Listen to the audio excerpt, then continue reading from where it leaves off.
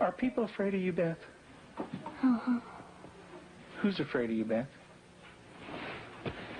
John. Your brother. And what is your brother, why is your brother afraid of you? Because I hurt him so much. Mm-hmm. Okay. And what, at nighttime, what do your parents do to your door? Lock it shut. Why do they lock it shut? Because they don't want me to hurt John. Right. And they're kind of afraid of hurting John? Of you hurting John? Mm-hmm. Okay. Are they afraid that you might hurt them? Yep. Would you, Beth? Mm-hmm. When would you do it? Nighttime. Okay. Why would you do nighttime? Because I don't like them seeing me do it. But they can tell me do it. Mm-hmm. And what would you do to him, Beth? Stab him. Okay. What would you stab him with? A knife. The program you are about to see was compiled from the actual therapy tapes of Dr. Ken McGidd, a clinical psychologist specializing in the treatment of severely abused children. Children so traumatized in the first years of life that they do not bond with other people. They are children who cannot love or accept love. Children without conscience who can hurt or even kill without remorse. This film shows the devastating effects of abuse on a child. It also shows that victims can be helped. It is the story of a 6.5-year-old girl named Beth.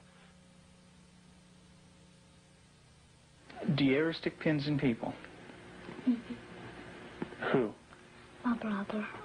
Okay. Do you do it a little bit or a lot? A lot. Okay. And what are you trying to do to your brother? Kill him. Why do you want your brother to die? Because I was hurt so bad, and I don't want to be around people. Okay. Who else would you like to stick pins into? Mommy and Daddy. What would you like to have happen to them? Die. Jesus could have lived to save Israel, yet he chose to die to save the world. Tim is the minister of a small Methodist church in the South. He and his wife Julie have been married for 12 years. Unable to have children of their own, they decided to adopt. In February of 1984, they received a call from the Department of Social Services telling them they had 2 children available for adoption. They were told that Beth, 19 months old, and her brother Jonathan, 7 months old, were normal and healthy.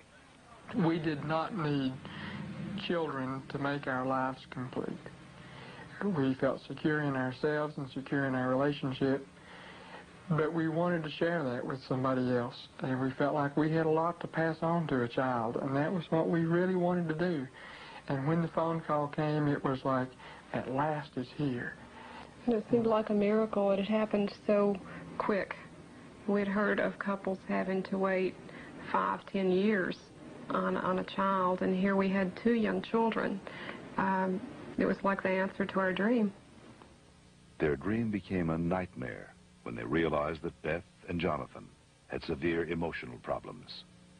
We had the kids with us, Beth and her younger brother John, for probably a couple of months until we began to learn something about their background and their past.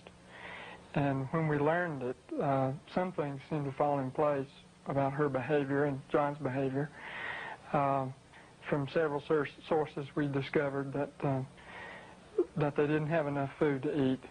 That perhaps even Beth went all day maybe with just a box of Kick cereal. John himself was found in a bassinet with little patches of urine all over it and a dirty diaper and a couple of bottles at his feet that had curdled milk, and the back of his head was completely flat. The front of his head had bulged out, and at 7 months he couldn't raise his head, couldn't roll over. He was just had no stimulation, and we think perhaps that had happened to Beth, and it wasn't very long until she began showing some signs of perhaps even some abuse. There was a nightmare that she had, and the nightmare was about a man who was falling on her and hurting her with a part of himself. Tell me about your birth father. What was that nightmare like? When he touched my vaginas Okay. until it bled, hurt it a lot until it bled, and wouldn't feed me a lot.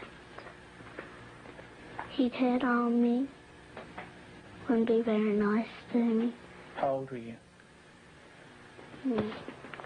1. And in your nightmare, what happens? I get real scared. Where are you in the nightmare? What happens in the dream? I'm in the house, upstairs. And then what happens there? When he comes upstairs and, hurt. How do you feel when you talk about this? Scared.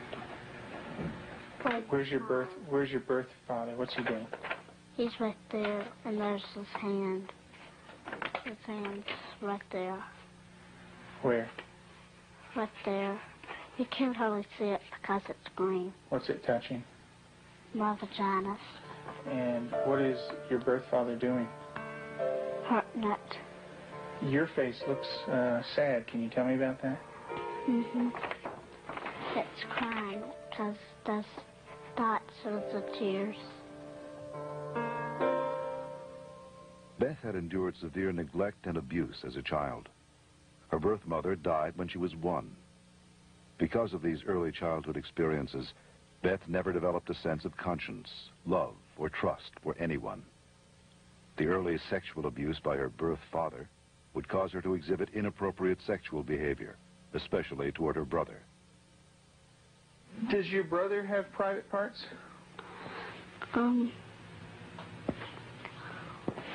Yeah. Yeah. What is his private parts? Penis and butt. And what do you do with your brother, with his private parts, Beth? I heard it. Tell me about it. What do you do? Well, I pinch it, squeeze it, kick it. When you do things to your brother's private parts, what does he say? Stop. Okay, tell me that. Well, he says stop, but I don't stop. Do you hurt him? A lot. Okay. And would you like to do that to other boys? When I caught her with Jonathan one morning, she was molesting him. He was crying and his pants were down, and I said, Beth, what's happening? And she said, I pulled his penis and put my finger up his anus. And I said, didn't he say to stop? And she said, yeah, he did. And I said, did you? And she said, no. Have you ever rubbed your private parts? Do you do it a lot? A lot. How much do you do that? Not every single day in Lexington.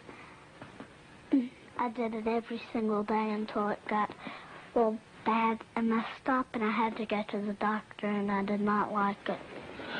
What do you mean by real bad? Well, it looked real raw, got all kinds of boo-boos on it, germs, a lot of stuff from my hand. And it bled? She started to masturbate at inappropriate times. I remember one time, specifically, when we were at the hospital waiting for Tim to come out. He was there visiting. And Beth and John were in the back seat, and I turned around, and she had her legs spread and was masturbating in a public parking lot. And I had tried to explain to her numerous times before that that's private area. You don't do it in public places. And gone over that with her, and and it never seemed to faze her. And Julie, how often would your daughter masturbate? daily, constantly. Do you have animals, Beth? 4 of them. Can you tell me their names? Clyde, Shuggy, Darcy, and Annie. And Daddy said a day ago that there was a stray cat who did not have a home, so Daddy was taking care of it and took it to the vet when he had his flight to go. And what do you do to the animals, Beth? Stick them with pins. Do you stick them a little bit or a lot? A lot. What are you trying to do to the animals, Beth? Kill them. What do they do when you stick them with the pins? Well, Annie cries. She's a dog.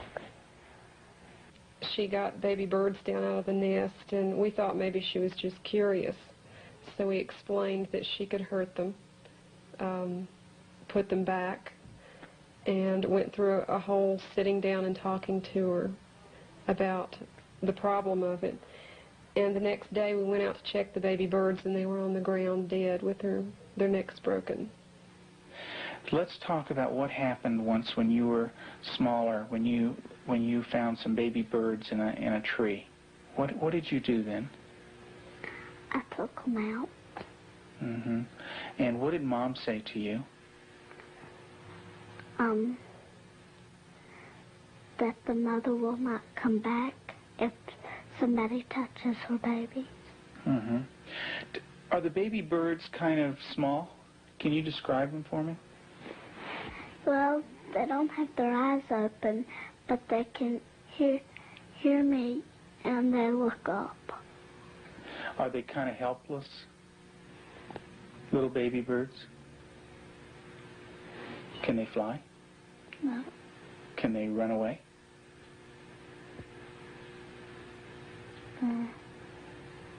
Yes. They can? Are they easy to catch or hard to catch? Hard. Yeah. Well, it's hard to remember. With the baby birds, what did you do? Took them out of the tree.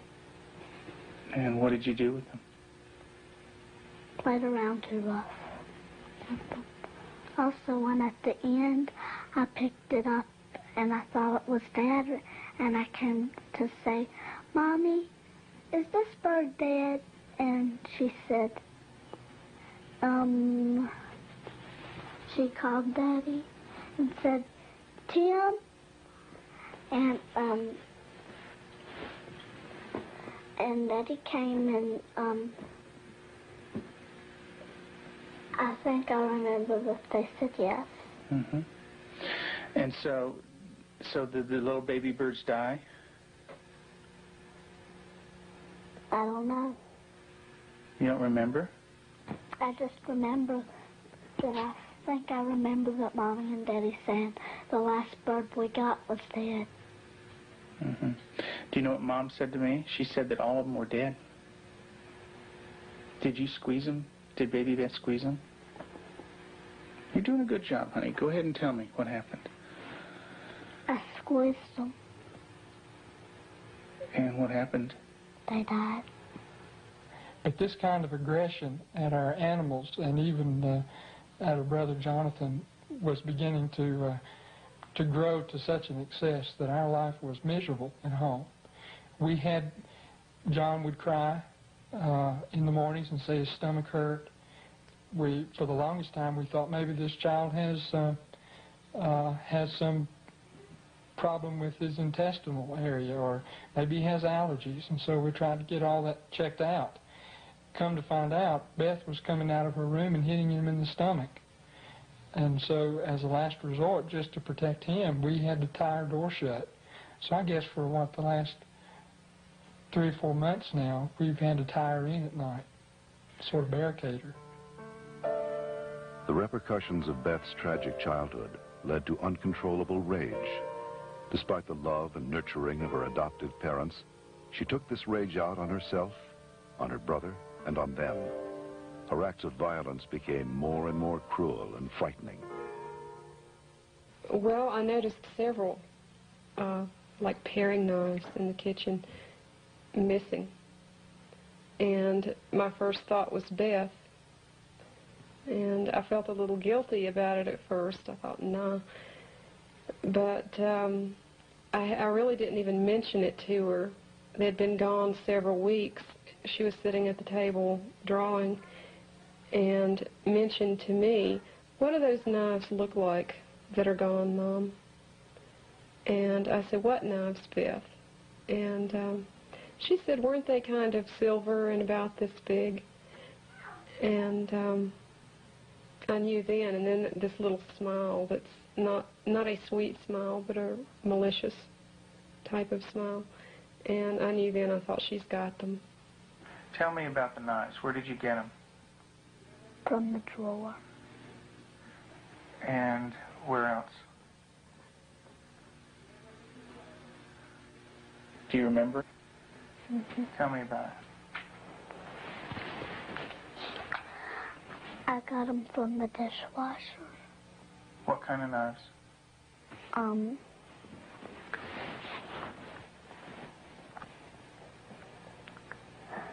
Big sharp ones. And what do you want to do with those knives?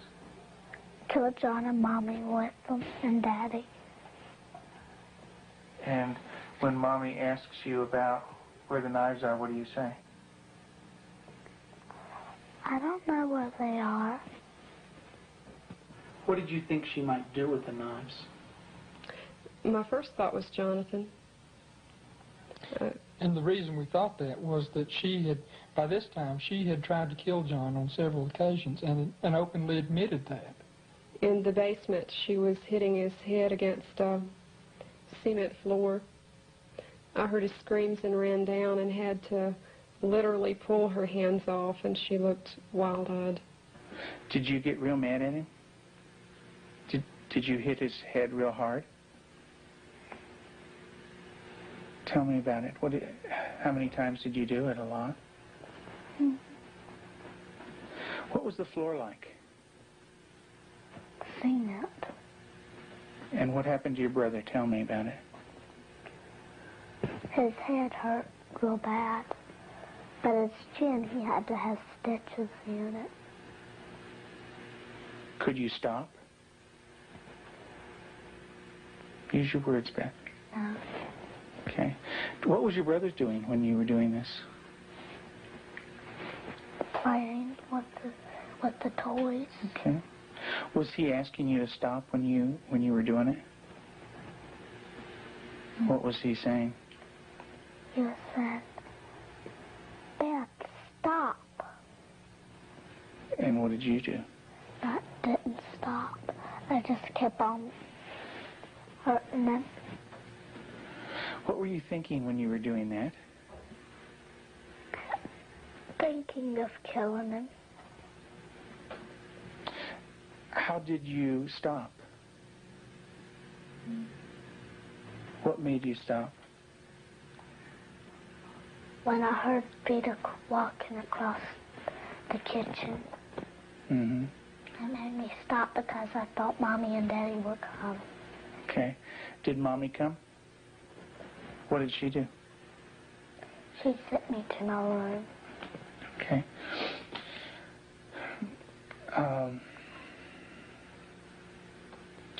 And what if Mom didn't stop you? What would you have done? Kept on doing it.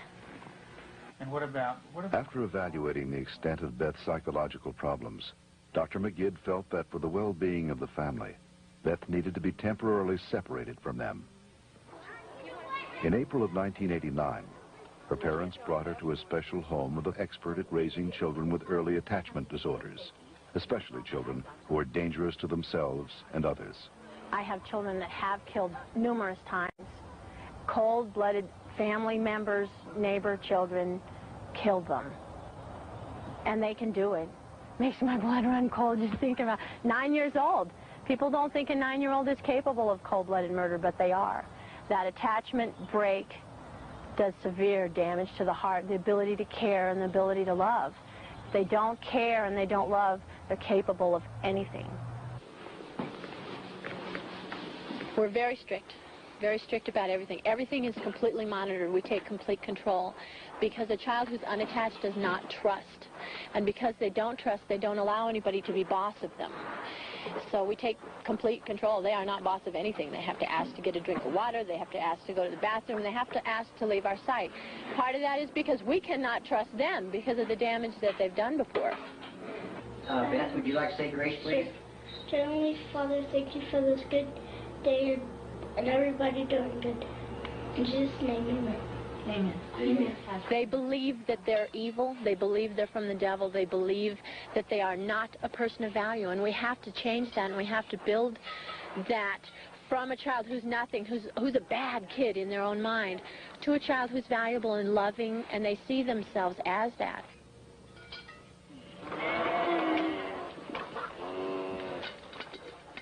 You don't have to bite this. When they do a chore well, we can say, you did a good job, you're a good worker. And then it just builds that self-esteem little by little so that they change the way that they see themselves.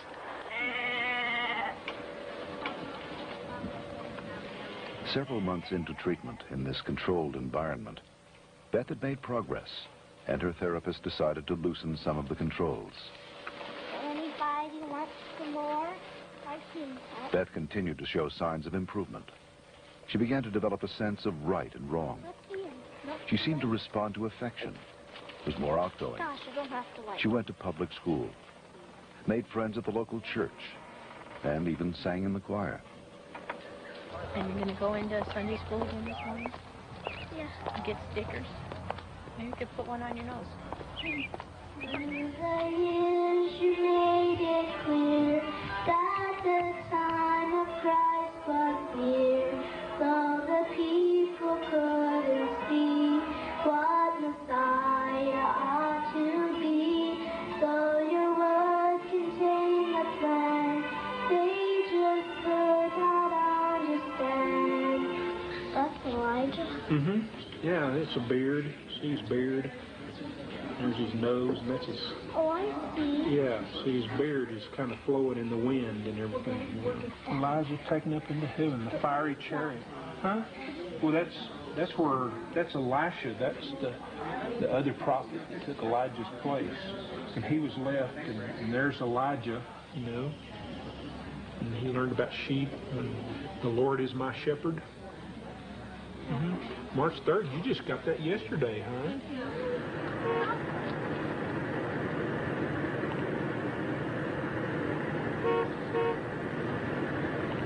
In the beginning, we couldn't trust her with anything. She was locked up at night. We had alarms on the door at night so she wasn't sneaking around doing things with the other children. We don't worry about that anymore. There's no alarm on her door at night now. She sleeps in the same room with my own daughter, and I trust her that much. She brushes the dogs, and I trust her that much. Because she has earned that trust. She's learned it. She has a heart, and she has a love inside, and she feels bad when she does something now. In the past, because she didn't have a conscience, she didn't feel anything when she did something bad. There was just no feeling there. And now she does feel bad, and it shows in her face. I believe that Beth can make it. She's got a really bright mind. She's got a good heart now, which has done a lot of healing. She's got a really super set of parents. They're powerful, they're knowledgeable, they're motivated. She's done a lot of good work with you in therapy, with Cannell and with myself. She wants to heal, and that's the #1 key. And she wants to heal because she has a family that really cares about her, and she wants to be with them. Do you know where that anger came from? That's when my birth dad hurt me. I had it all inside, and I remembered it, and I started doing it. And what did that do when it was inside? It made me want to hurt people really bad. And who did you hurt? My brother, my mom and dad, and animals. And animals. Who did it hurt the most? My brother. Who did it hurt the most? Me. Why don't you tell me that? It hurt me the most. How did it hurt you the most? Because when I hurt other people, I'm hurting my good self. How do you feel right now, Beth?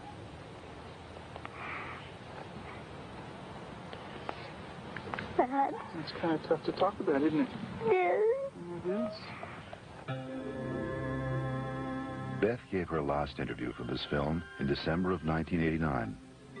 Although she had made progress, she would still need extensive therapy. Not all abused children are as deeply scarred as Beth, but all abused children suffer a profound hurt for the rest of their lives. The road to recovery is long and hard for the abused child. There are more than 1 million new victims of child abuse in America every year.